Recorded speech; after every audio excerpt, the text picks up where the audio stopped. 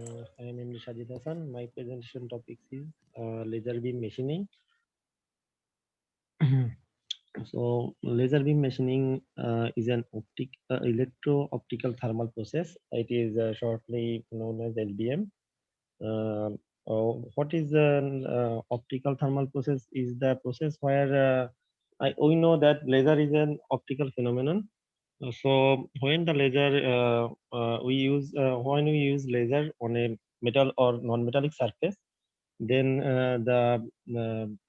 for laser activities, the temperature of the contact surface increases up. Thus, there is an fusion of material. Then it cuts into pieces, or as we want to cut it as per our requirement. So to make laser, we need high energy coherent photons. Electrical energy is used to generate that kind of high energy coherent photons. Also, the laser beam can easily focus into can be focused using optical lenses, as their wavelength ranges from half micron to around 70 microns. Focused laser beam can have power density in excess of 1 megawatt per millimeter square.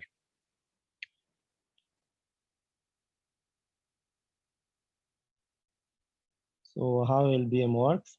As laser interacts with the material, as I have said before, there is a substantial rise in local temperature. This is turns in results in mantling and vaporizing of the work material, and finally the material removal. So parts of LBM, there are three parts actually: a pair of mirrors, a source of energy, and an optical amplifier. This is how the LBM works. This is the working principle. Here we have said that there are three components. Now we can see in the picture there is a lens right here.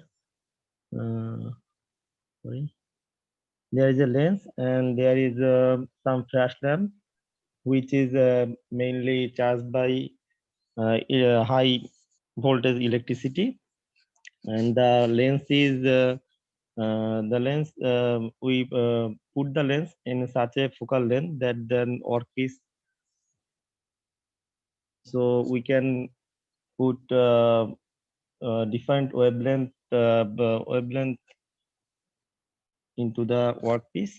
There is a laser discharge tube, and there is two kind of reflector. In the lower part we can see that reflector is partial, so that the laser can go from that reflector, but in the upper part there is a total reflector.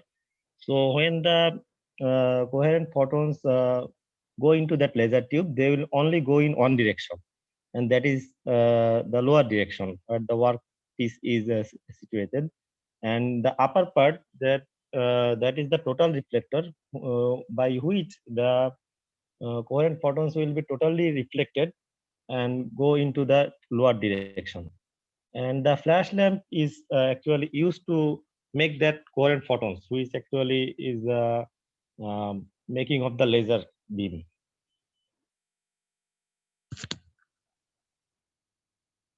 So there is a material removal rate in LBM, which is the order of 4,000 millimeter per hour, or we can say 4 meter per hour.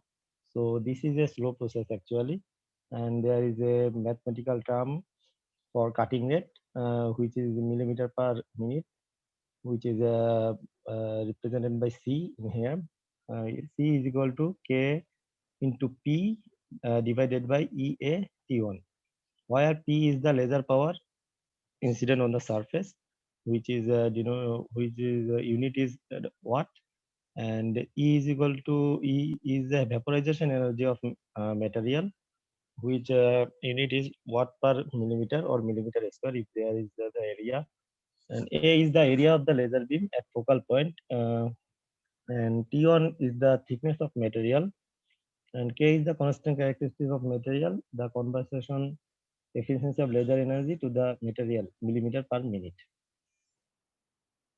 So the application of laser beam machining is the laser machining process is at present found to be suitable in only exceptional cases like machining very small holes and cutting complex profiles in thin and hard materials like ceramics. Because we have seen that the as the processing rate is very slow, so we cannot use it for mass production or bigger production.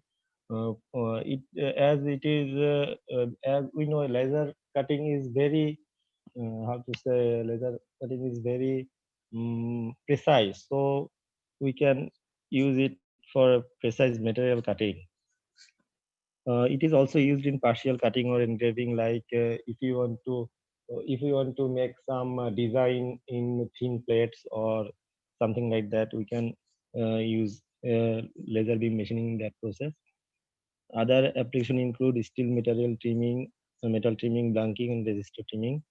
Though LBM is not a mass material removal process, it is possible to use this process in mass micro machining production.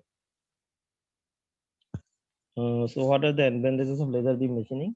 Uh, any kind of material, including non-metal, is possible here.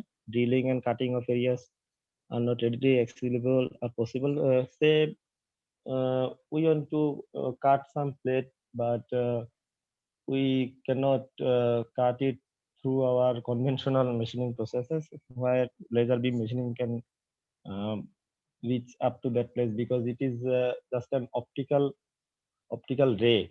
Like we know, the laser is an optical ray, so we can use this where the accessibility is not possible.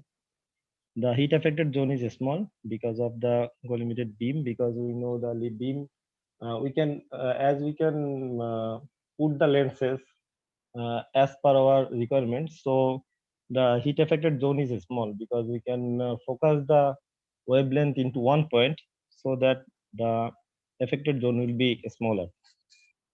And extremely small holes can be machined, and there is no tool wire, because uh, there is no we are not using any tool to cutting, so that there is no tool wire as our conventional machining processes. In we can if we uh, if we use some tool to cutting, then there will be some wire effect, so that we have to change that tool, something like that. But in laser machining there is no tool wire.